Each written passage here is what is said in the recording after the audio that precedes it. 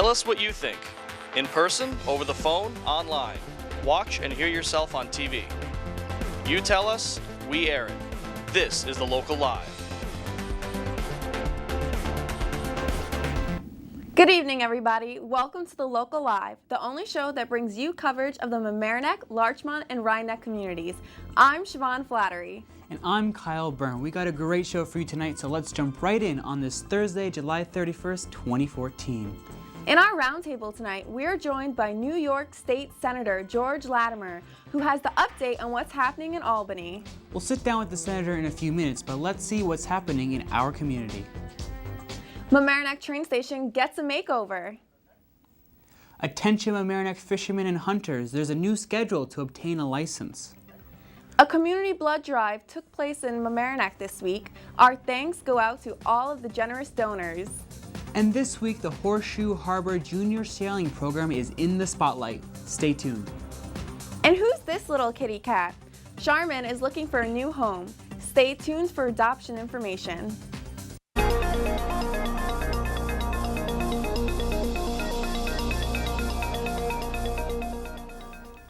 Soon, Mamaroneck commuters and visitors who take the Metro North to New York will be welcomed by a new arch designed by Kim Cridler. According to Metro North spokeswoman Marjorie Anders, this project is called Where the Street Water Fall, and it's an effort for Metro North Railroad Artist and Transit Project. Anders said in an email sent to the Local Live that artist Kim Cridler's sculptural work will serve as a welcome sign for their friendly village. When the project is finished, we'll see a stylized river cast down from the platform stairs to the terrace and extending through the sidewalk. And now, attention Mamaroneck fishermen and hunters. The town of Mamaroneck sent a press release early this week to announce a new schedule to obtain licenses. The new days and hours are on Tuesdays from 8:30 a.m. to 3:30 p.m., on Wednesday from 2:30 p.m. to 6:30 p.m., and on Saturday, August 9th and 16th from 9 a.m. to 1 p.m.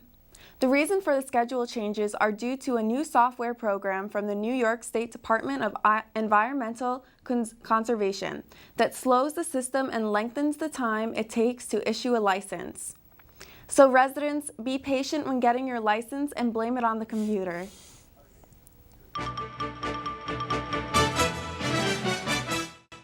Coming up next, Maura Carlin brings us In the Media, combing the net for our neighborhood news. Let's take a look.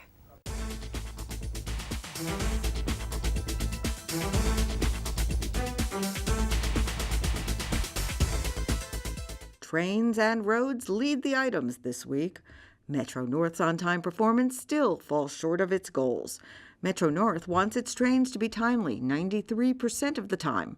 The Mamaroneck Daily Voice reports that last month, the New Haven line improved to 91.5%, but only 85.5% of peak trains hit the mark.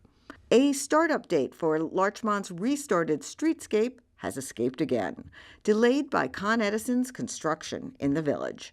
The village's work was slated to begin July 7th, but the utility showed up to work on gas main lines. The Mamaroneck Review says Con Edison expects to complete its project by the end of August. Beware of traffic delays and restricted parking. Eco-friendly cars are a goal for some Westchester County legislators, including Catherine Parker, who want more of the official cars to be green. You can read about it in the Mamaroneck Daily Voice. If you're looking for more summer fun for the kids, there's no need to leave the area. The Hamlet Hub has good news. The town of Mamaroneck is holding a Lego camp for children entering kindergarten through 3rd grade. The program runs August 11th through the 15th. And the Marine Education Center at Harbor Island has extended Wednesday hours, July 31st through August 27th. From 2:45 to 4:45, there will be arts and crafts on the front porch. Lastly, Sean and Christopher Murphy of Mamaroneck's Murphy Brothers Contracting are on tap to chair the Food Bank of Westchester's 24th annual An Evening in Good Taste. The Daily Voice reports that the night features 30 local chefs and will be held October 16th. I'm Maura Carlin, and that's what's in the media.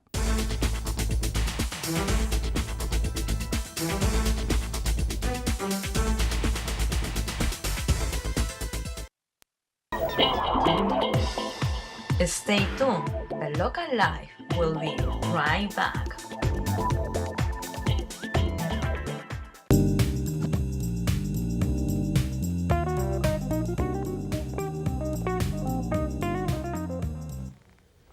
Thank you for joining the Local Live Roundtable. I'm Maura Carlin.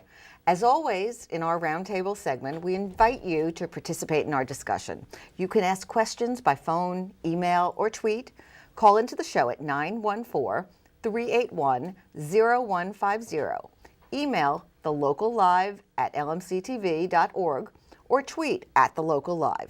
That information also will be on screen during parts of the conversation. Joining us tonight is New York State Senator George Latimer, who represents our community as well as many others.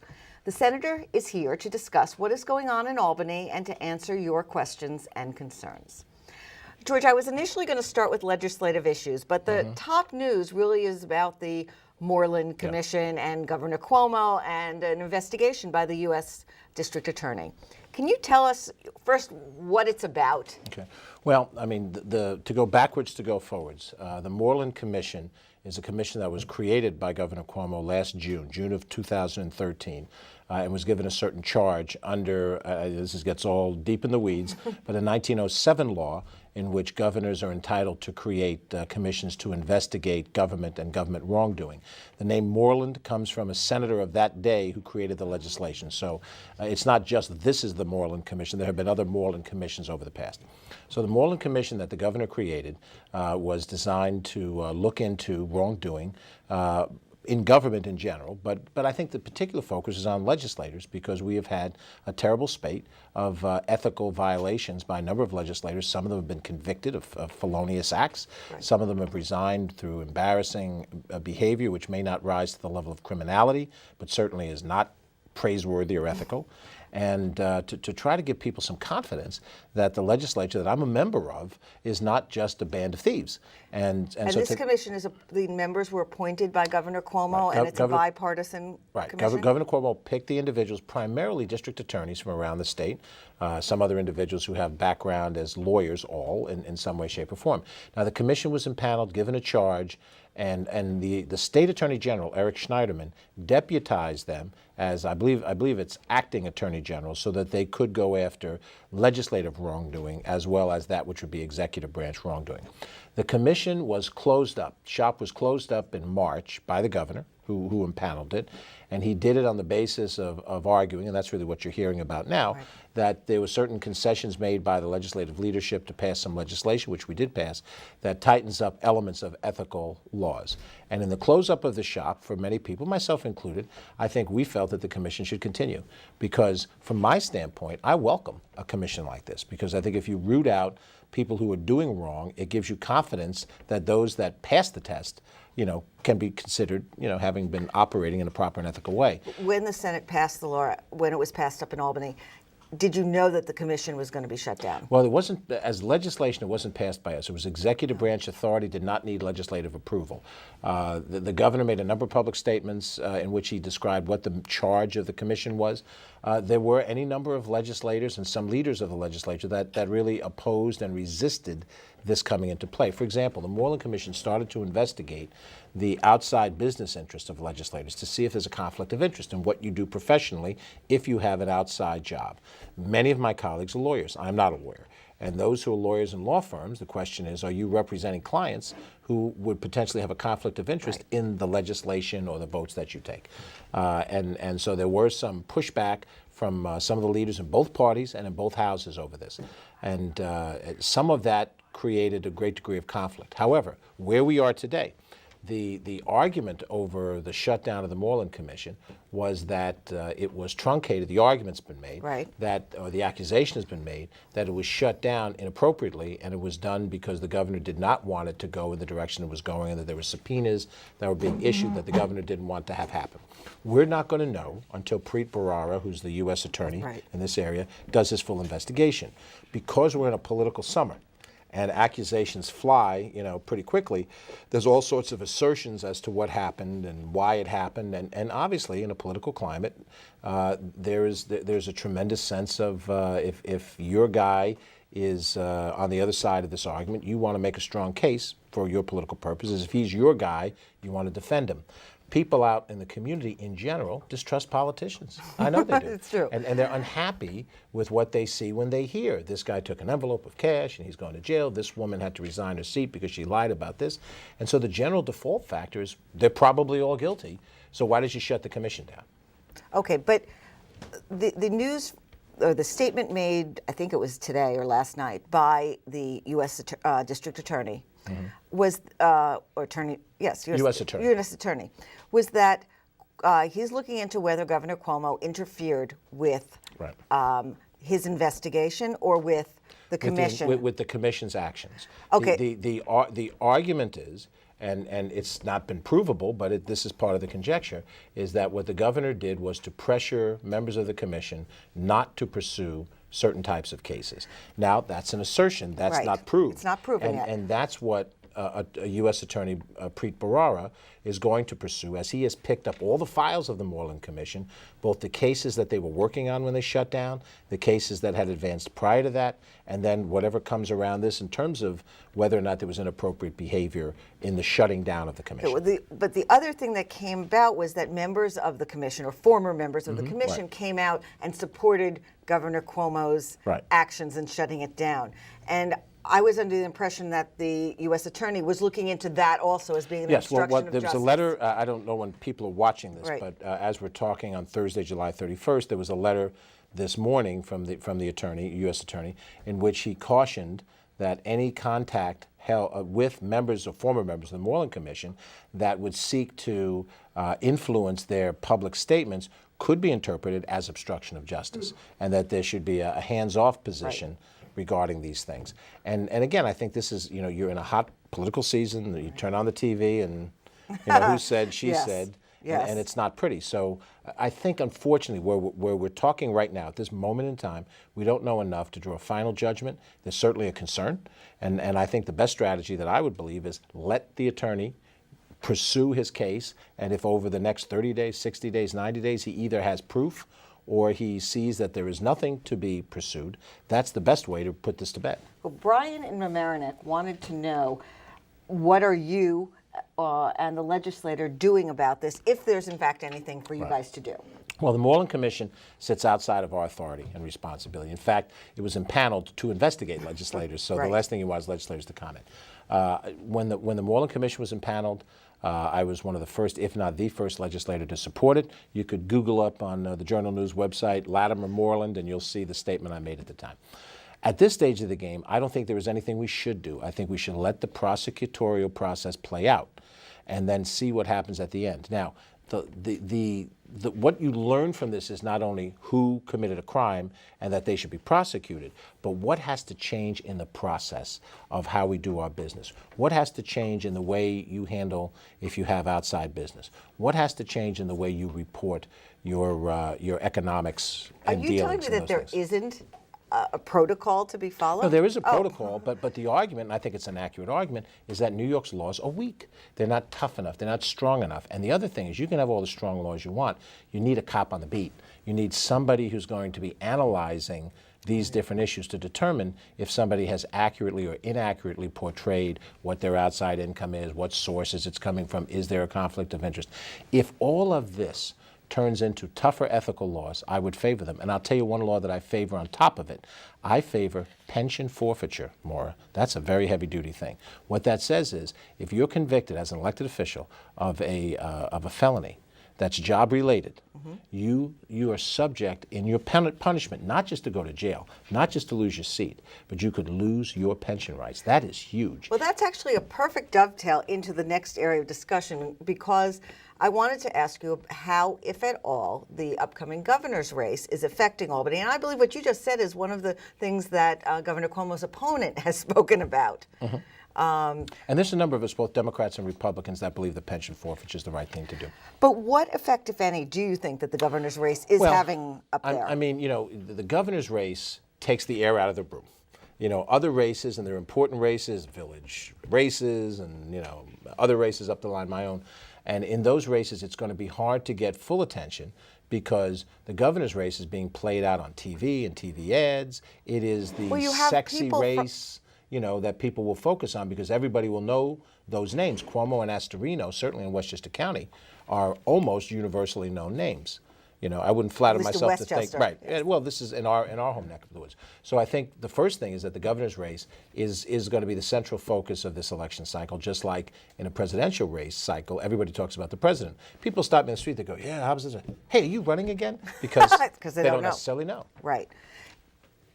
What do you think about the other governors from around the country weighing in? You had I think Governor Perry and you had Governor Christie weighing in and creating some waves in that race. Well, does that affect you guys in Albany? Because that's really what we're here to talk about. What I think of, when I walk down Mamaroneck Avenue or Larchmont Avenue, Purchase Street in Rye, or Westchester Avenue in Portchester, when I talk to people, what do they talk about? They might be talking about scandal, corruption in Albany, but they're not talking about is Rick Perry going to campaign for Rob Astorino, or is Andrew Cuomo's father going to show up in a video for him? They want to know, how are my taxes going to be ameliorated? Because everybody owns a home, has a property tax pressure. They want to know, what about the education of my kids and the change in Common Core, which we spoke about the last time I was here?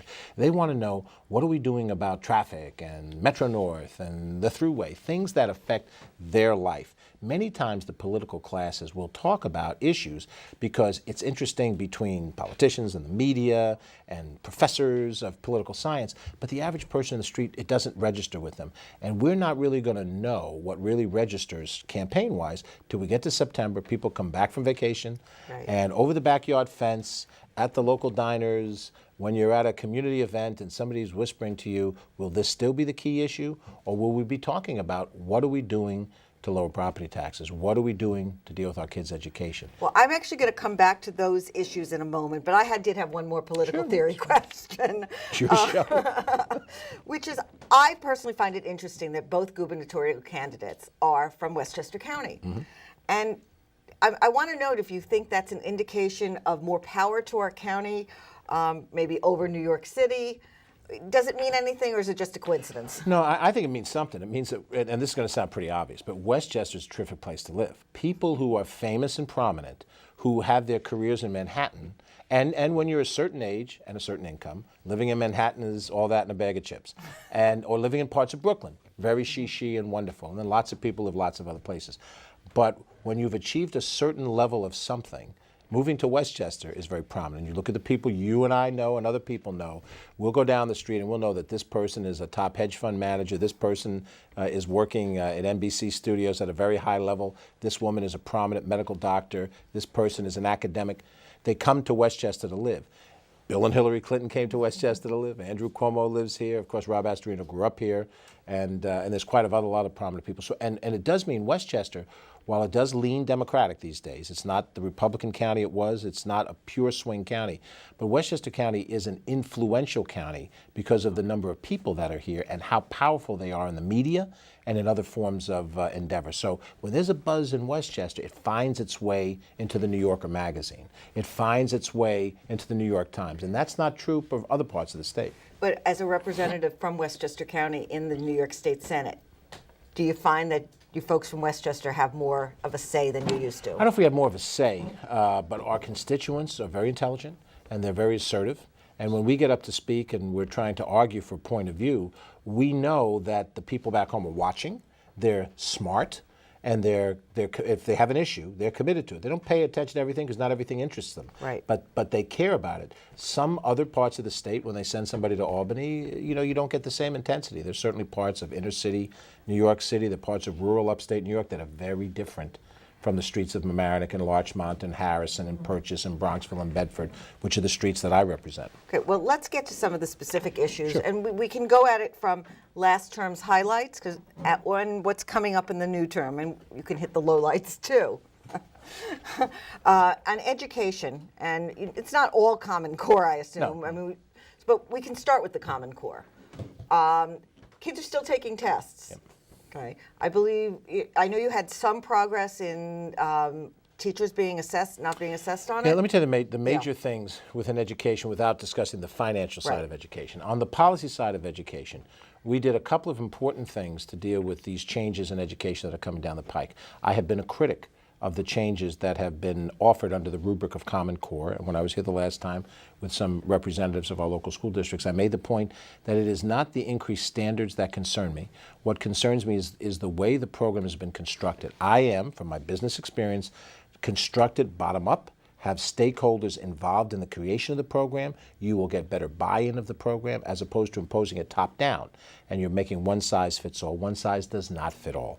We have Yonkers and Mount Vernon in the same county as Bronxville and Bedford. They aren't possibly close to being the same types of school districts. Having said that, what we did do this session is we disconnected the data collection piece of this. Right. We were heading down the line, which I thought was very obtrusive, where you as a parent, it's been a little while since I've been a parent of a school kid, but you're a parent of school children, and data about how they did would be collected, stored, deposited in the cloud, and who knows the security, the access. We considered it intrusive, and we didn't know how it advanced education, and so that's been disconnected. That's a good thing. The implementation of the scoring of the tests as relates to the kids and now to the teachers have been delayed for 2 years. Now, me personally, I want to reevaluate the whole section of it because, as I said the last time, I'm not convinced that mandatory constant testing is the best way to evaluate whether a kid is being turned on by school and growing in skill set.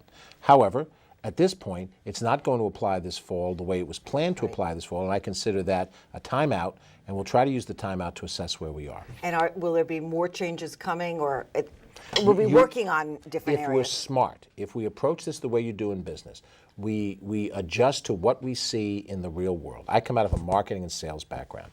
You do certain things, and then you listen to your clients, you observe their buying behavior, you draw judgments about new markets and old markets and market share, and you adjust what you're doing. You don't sit there rigidly and say, we're committed to this path, and this is the only thing we're going to do, and that's how we're going to judge it. So I suspect in the next 2 years, that's going to be our challenge.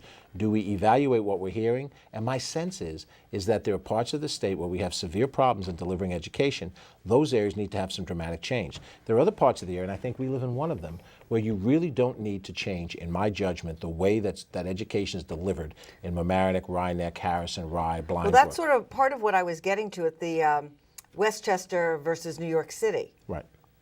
And the suburban districts in general, Westchester, many to most Nassau and Suffolk districts, but not all of them, because I've highlighted there's urban districts. There's Peekskill, Absolutely. there's Mount Vernon, where I grew up and went to school 50 years ago, 45 years ago, which are not the same. But in those districts, I want to see us apply the same standards, but I want to have strategies that are appropriate for each district to reach those standards. And I don't think that's radical. I think that's common sense.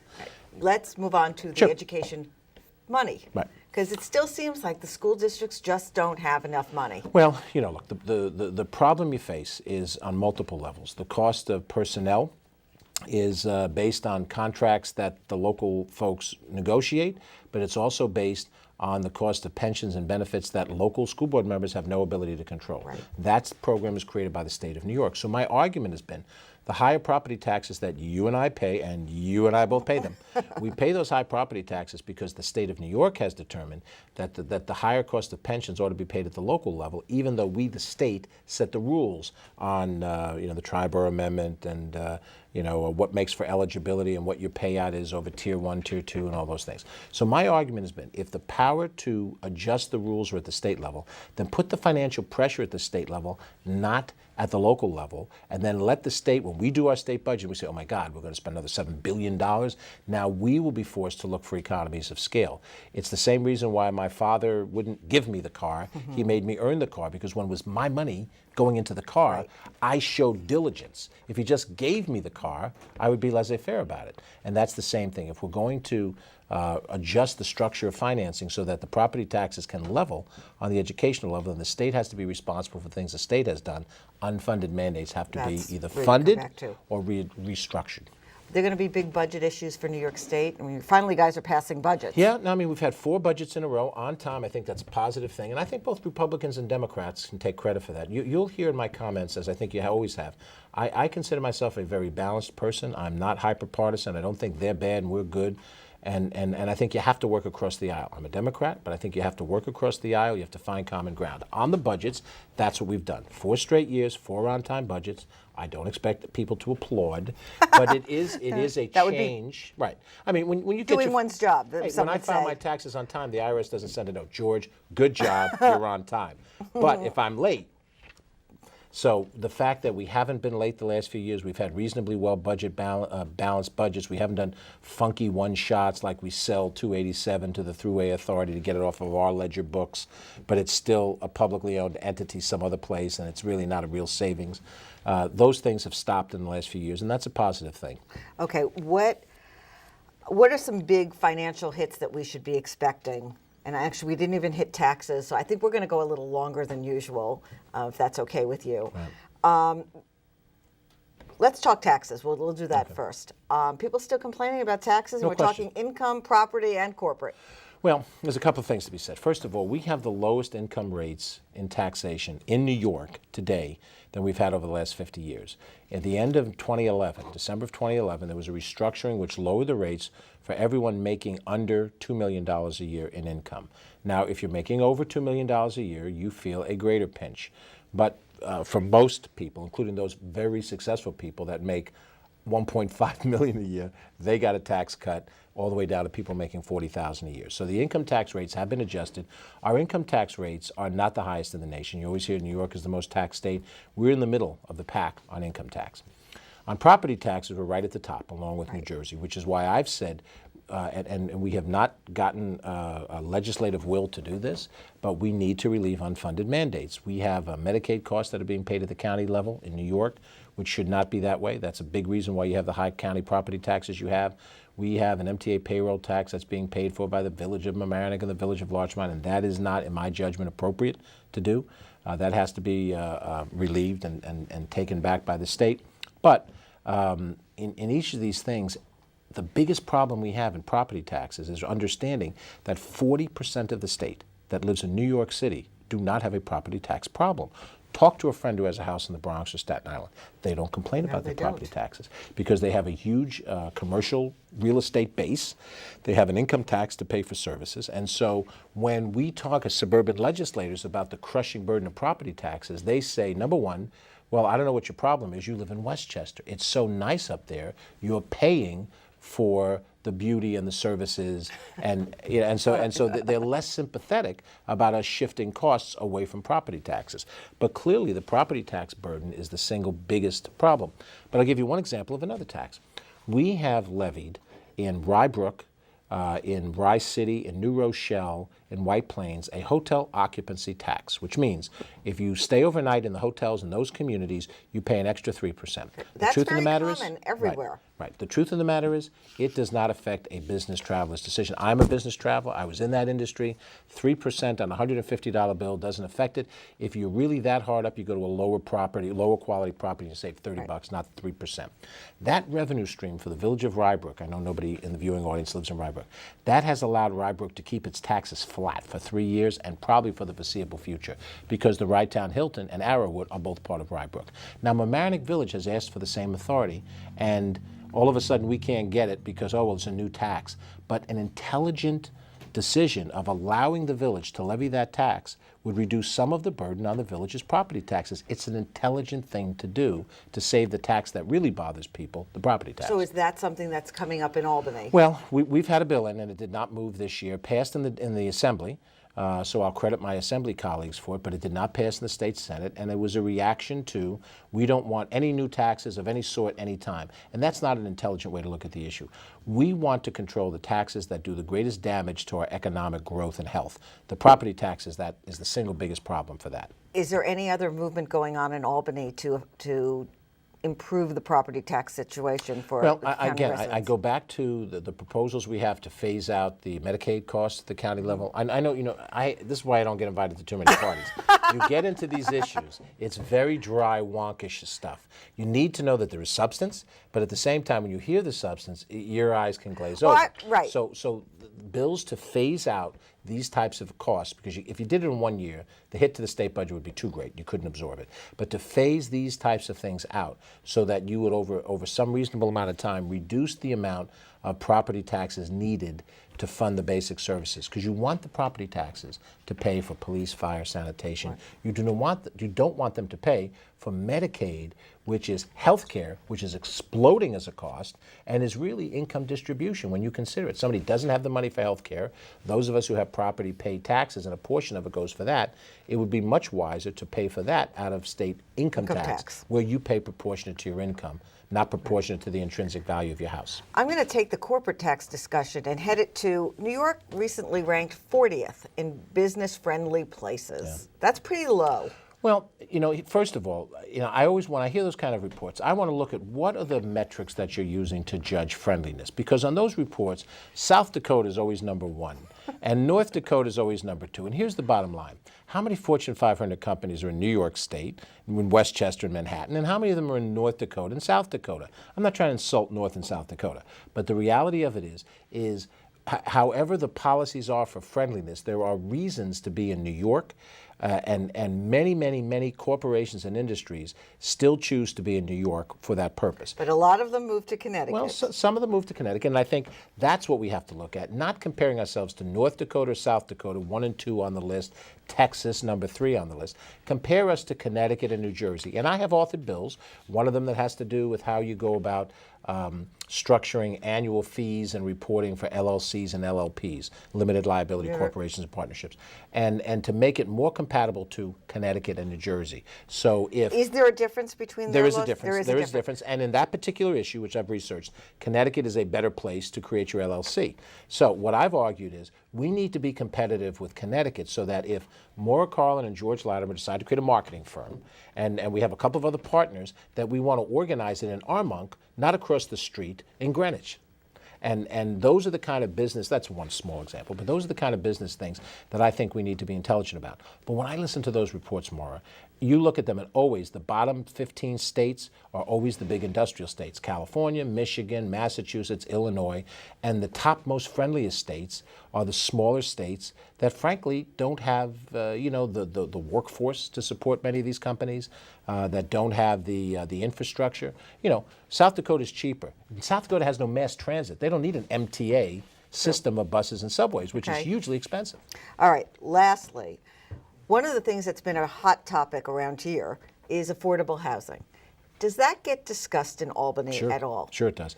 Not in light of the federal suit against Westchester County. That's a specific circumstance. But in terms of what the state has to do to encourage affordable housing, very much so. And the state is always a partner in financially and to some degree regulatorily in all these affordable housing projects. Washingtonville Housing did a number of projects. There was always state money in as well as county money in. The problem with affordable housing in this area, number one, is land availability. The cost of land here is precious because there's very little of it to develop in southern Westchester.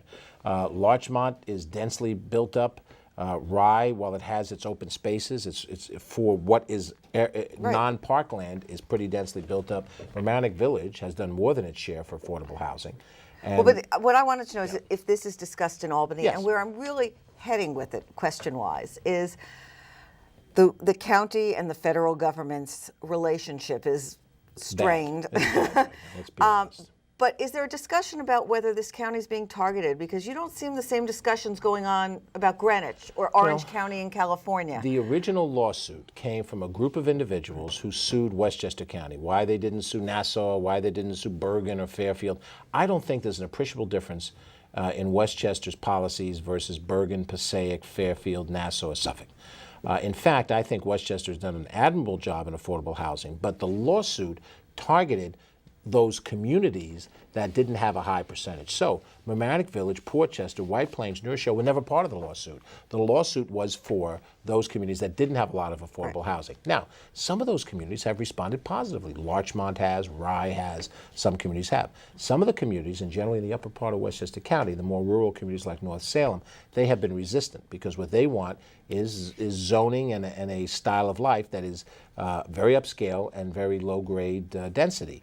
And this is part of what the argument is. Now, I'm not the county executive. It's not my role to say you ought to do this, you ought to do that. What I do know, As I always say almost all the time, I prefer partnership over partisanship.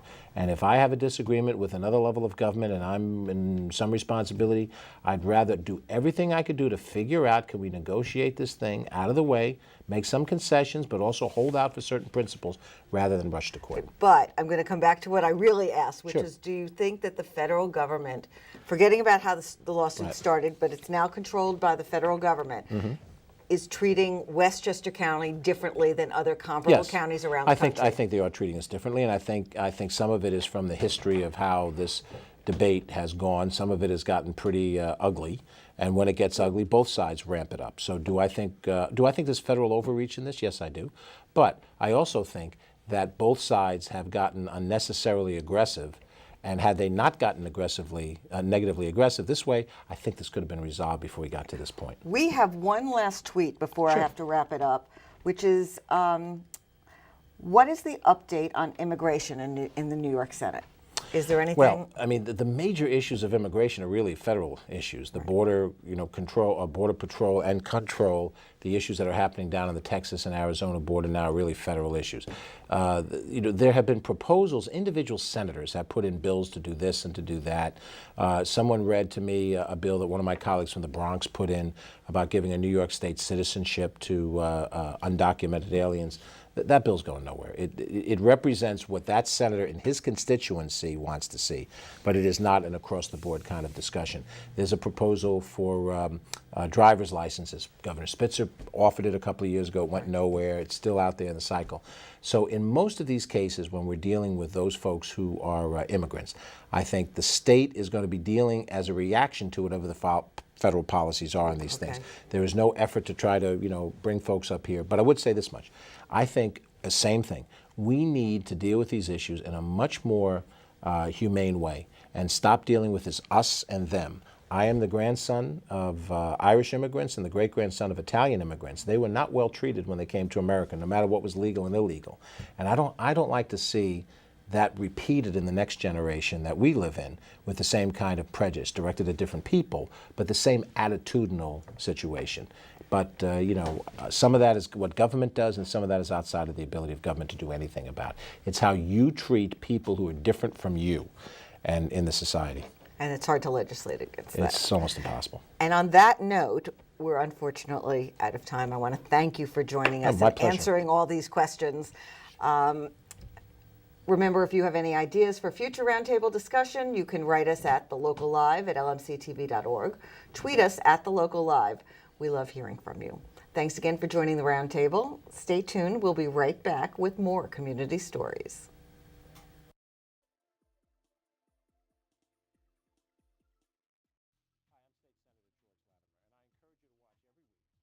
I would cut you off when I... That's fine, and I'm comfortable with that.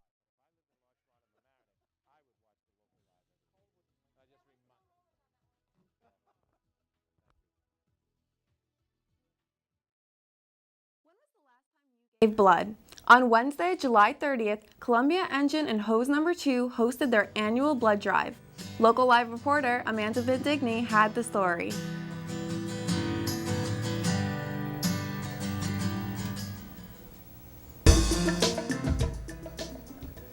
Did you know that every 2 seconds people are in need of blood?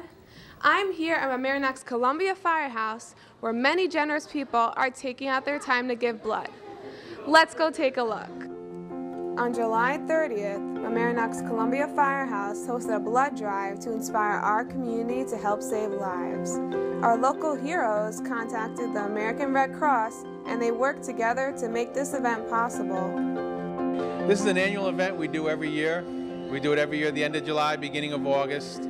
A few years ago, we contacted the Red Cross about sponsoring it. Then every year we contact them in the spring, and they send us all the promotional information, and we set it up here. According to the American Red Cross, about 41,000 donors in the United States are needed daily. Here are some important things you must know. In the state of New York, you have to be 16 years old in the state of New York with a permission slip. If you're 17 years old, you don't need that. You have to be a minimum of 110 pounds. If you're a student under 19, there are some other requirements of height versus weight. If you're generally healthy, you can donate blood. If you've traveled outside of the country in the last year, then we do have to look at that and see where you've traveled, because depending, with a malaria risk, you may not be able to donate for 12 months. If you've had a tattoo in the state of New York in the last 12 months, then you can't donate until 1 year. Otherwise, most everybody can donate. Why did you decide to donate blood? Well, I just think it's a good thing to do. I try to give blood, a few times a year if I remember to. Get reminder emails, and I just think it helps a lot of people, and there seems to really be a need. Is this your first time donating blood, or have you done it in the past? No, I've done it in the past, other places in the area here. I live nearby, and both in New York and Connecticut, I try to give as regularly as I can. How often can people donate blood? You can donate blood every 56 days, about every 2 months. If you do double reds, then it's 4 months or 112 days, but for the most part, it's 56 days. So you can donate about 6 times a year. It's a wonderful thing. After you give blood, it is best for you to get hydrated and drink a 4 to 8 ounce glass of water. Avoid alcohol over the next 24 hours. And if you're dizzy or lightheaded after donating, make sure to sit down until you feel better. One of the reasons why we have blood drives all the time, which a lot of people don't understand, is blood has a shelf life of 42 days. So we can't over-collect blood, and yet we can't under-collect. We need to collect enough blood to service all of the hospitals. But that is why we always have blood drives. You're afraid of needles, and that's the only thing that's stopping you from donating blood? Just remember that one donation can save up to 3 lives. For the Local Live, I'm Amanda Vendigny, signing off. Good.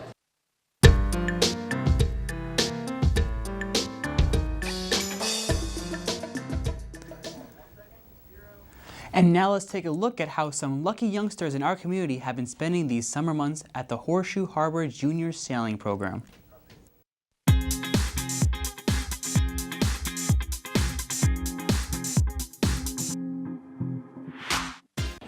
What do you get when you have 30 kids ages 9 to 16, life jackets, sailboats, and the sound? You get Horseshoe Harbor Sailing Camp. Not a bad way to spend the summer. Welcome to Horseshoe Harbor Sailing Camp!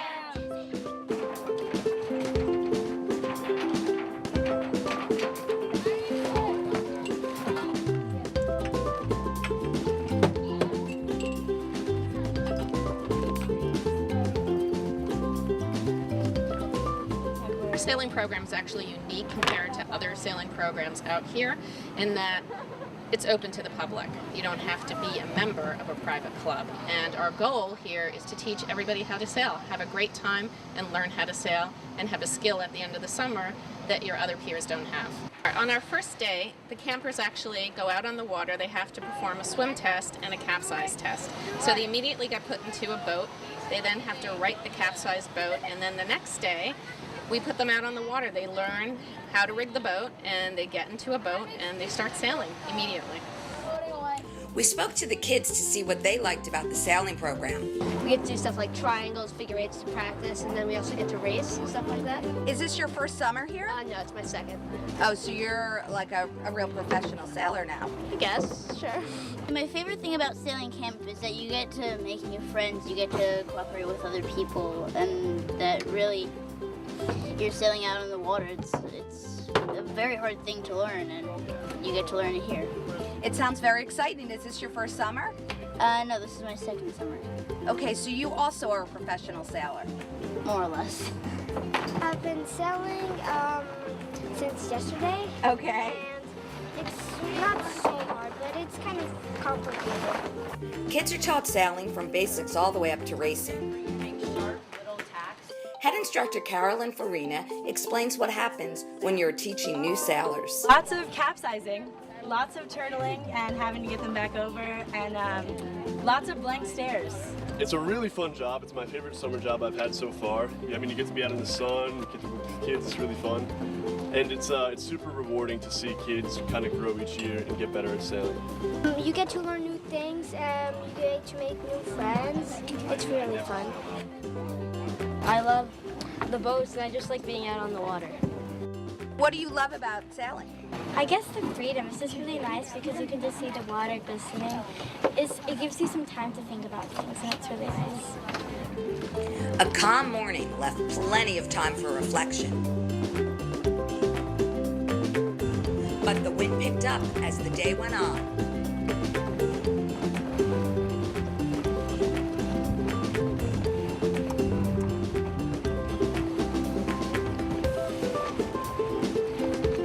From the Sound, this is Rebecca Berman for the Local Live.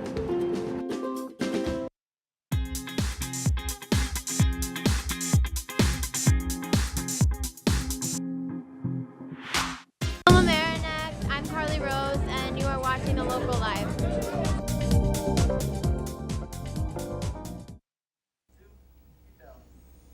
Look at this cute kitty cat.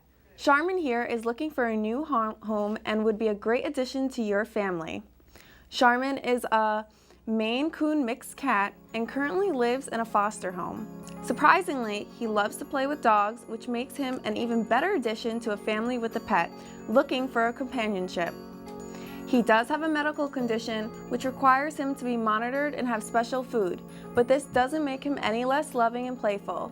For more information on how you can adopt Charmin, contact the New Rochelle Humane Society at 914-632-2925. Well, viewers, it appears we're out of time. We hope you found today's show fun and informative. That's right, guys. We're here every week to bring you stories happening in our local community. And that wraps it up for today.